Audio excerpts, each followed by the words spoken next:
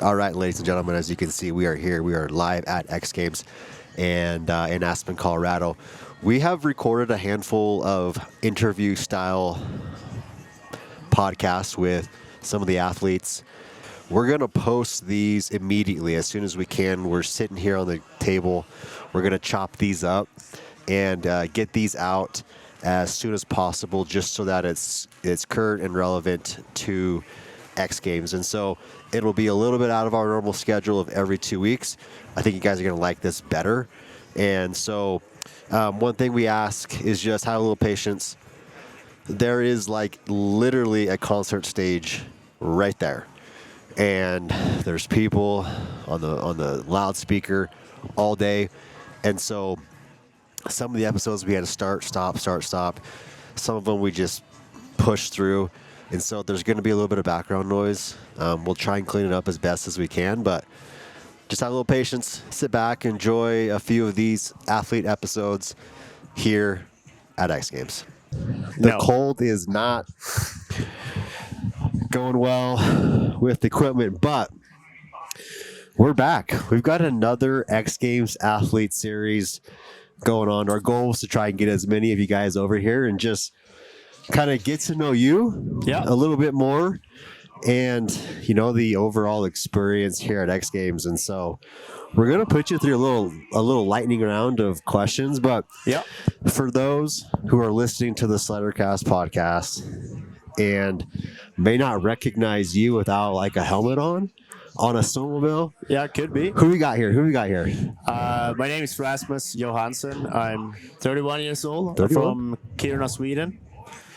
Been riding snowmobiles pretty much my entire life. Doing a lot of backcountry riding all the time, and then I got really interested in doing freestyle because I looked up to all the guys. A lot of guys I've been competing against in the X Games, so got interested in that and started working, and now I'm here. Yeah, and when you're not on a snowmobile, like what are you doing? During the months where you're not sledding, what do you occupy your time with? Depends on the season, but when I'm not doing freestyle shows or riding snowmobiles in the backcountry, my father has a snowmobile rental company back home in the mountains and also in Kiruna, my hometown. Been doing a lot of that the last couple of years, helping out, and so we do a lot of snowmobile rentals and guided tours, and also like corporate events with these kind of teepee tents where you can build them together and you can have dinners and parties. So you guys rent those out? Yeah, or you put on the parties? Yeah, we rent the tents out and we can fix the whole kind of event with. You can have snowmobile tours or dog sledding or snowshoeing and other stuff. So that's what I'm doing pretty much when I'm not riding snowmobiles professionally.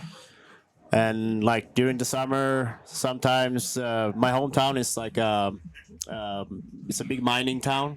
Mining for iron ore.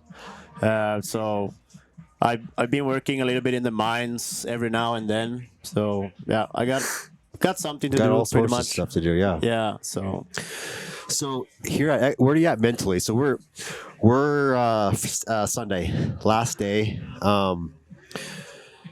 Friday was a pretty big day for snowmobiling with freestyle. I know we've had some conversation back and forth over the weekend, and maybe walk us through that night and kind of where you're at mentally with going out there, seeing one of your buddies take a hit. How are you mentally now going into today from all that? Yeah, I mean,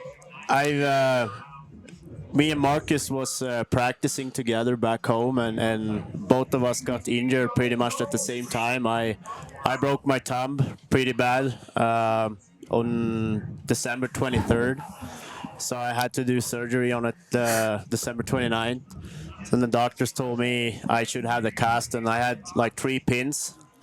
I wanted to go sticking through the whole thumb and then 2 smaller ones in here, and they told me I had to have them in for 4 weeks. And And I told them, it's like, man, I'm going to Aspen to compete in X Games. It's like, no, not possible. I'll have him in as long until I get to Aspen, and then Yeah, and yeah, but I mean, we planned everything. We shipped our snowmobiles over here.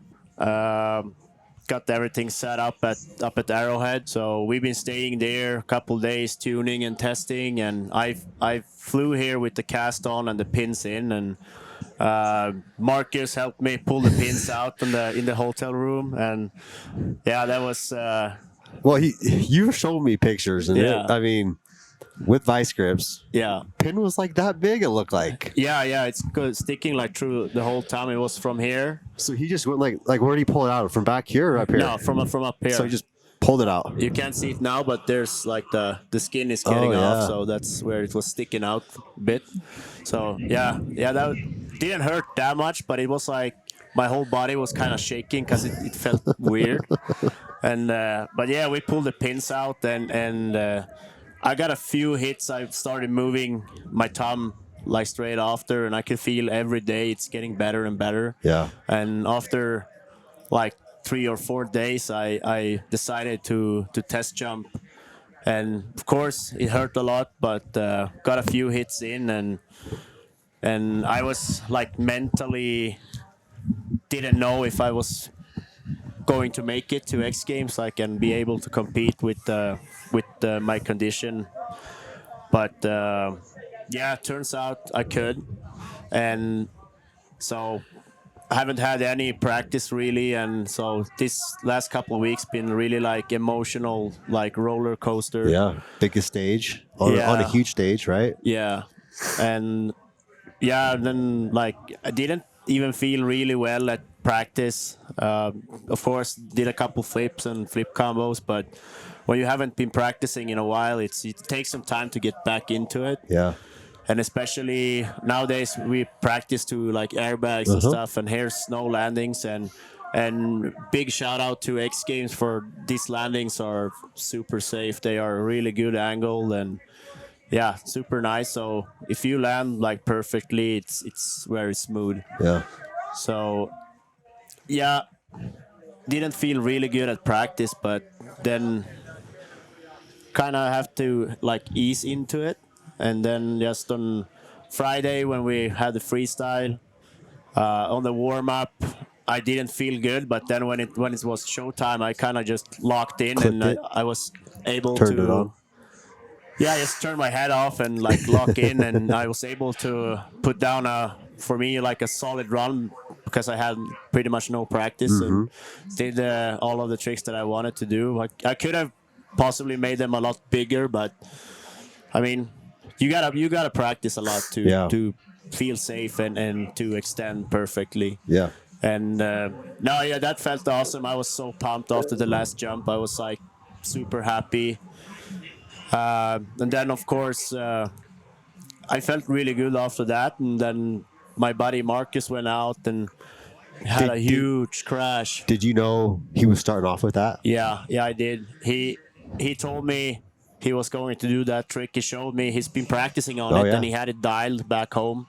So he showed me like 2 days before that he was going to do it. It's like, oh man, that's cool. He's standing up. So for those of you who haven't seen it yet, I mean, maybe we'll overlay it.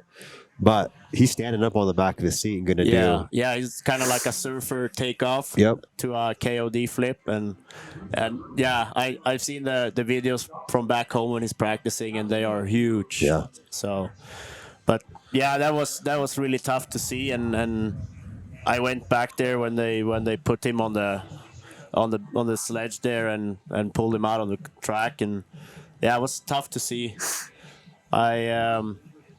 I had a hard time getting back mentally after that because it's not fun to see your body go down like that, and you don't know what will happen to him if it's really bad, or And now the outcome was like, I would say good. It could have been way worse. He broke one rib, is like the first rib underneath your collarbone, and then contusion to his neck and contusions to his lungs, and yeah, concussions. Yeah. So I think, in my opinion, he made it out pretty good. Yeah. It could have been way worse. And yeah, no, I had a hard time mentally get back in the game after that, and I felt straight away my second run when I went off the first hit, like my timing was off, and I was like, and then I just thought that okay, just put down a run and walk out of here safe, you know. Yep. So, but yeah, I'm super pumped to be back here at the X Games. It's been 6 years since last time. Yep.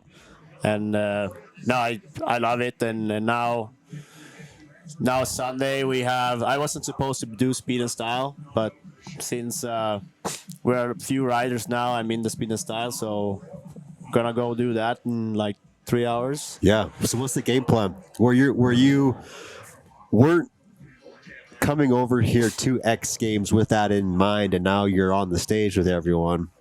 What is it taking mentally, and are you just going out there and winging it, or do you have a pretty good idea of kind of what the blueprint and the program is going to look like with a pretty good plan? Yeah, I have a pretty good plan for it.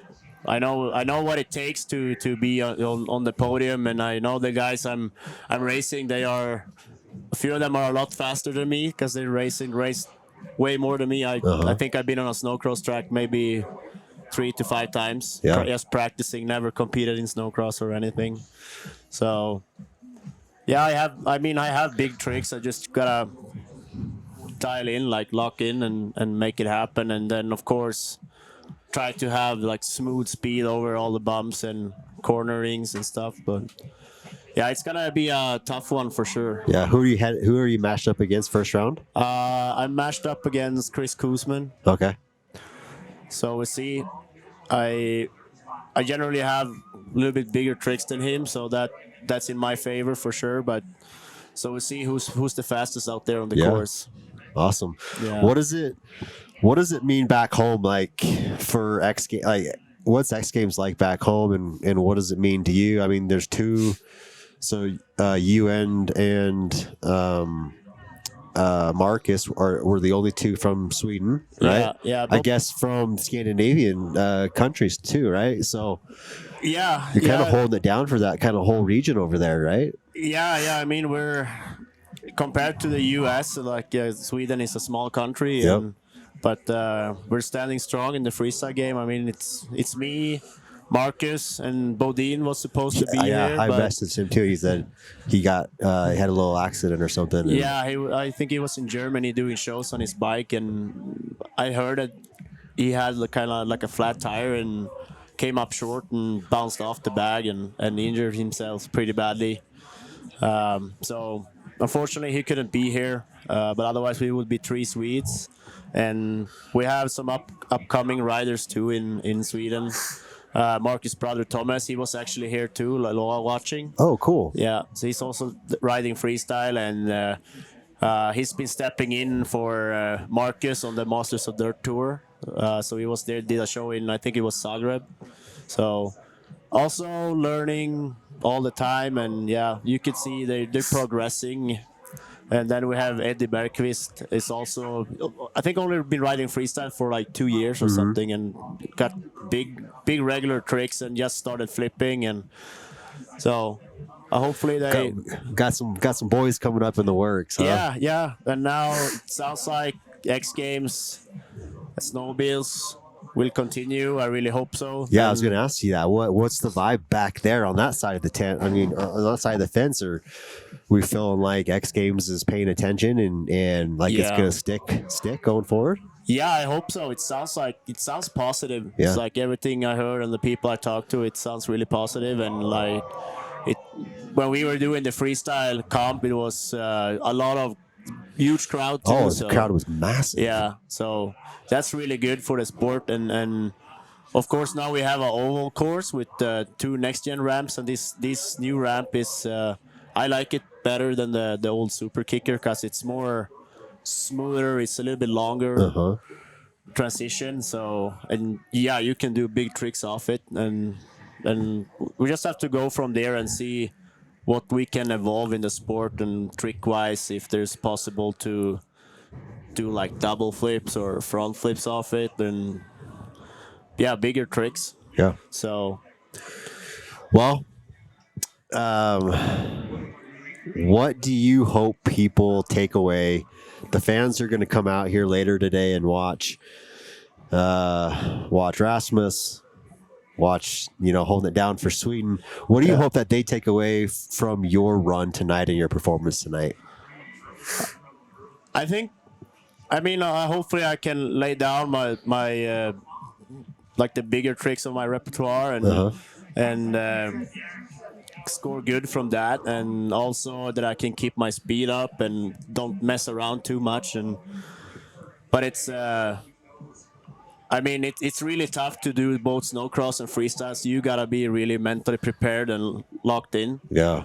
And of course, on this elevation, it's also like harder on your lungs to breathe while riding. And yeah, you gotta stay so focused, man. And yeah, I think I have a good run coming, and I'm looking forward to it. Awesome. And so are we. It'll be action packed, and I'm excited to see all of these fans that are here. I mean, as soon as those engines start firing up, dude, it's like a mass exodus coming over. So, Rasmus, we wish you the best and for a safe, clean competition tonight and a safe travel back home. Thank you very much. Appreciate you, bud, for stopping by. Appreciate it. For sure. Thanks. Thanks.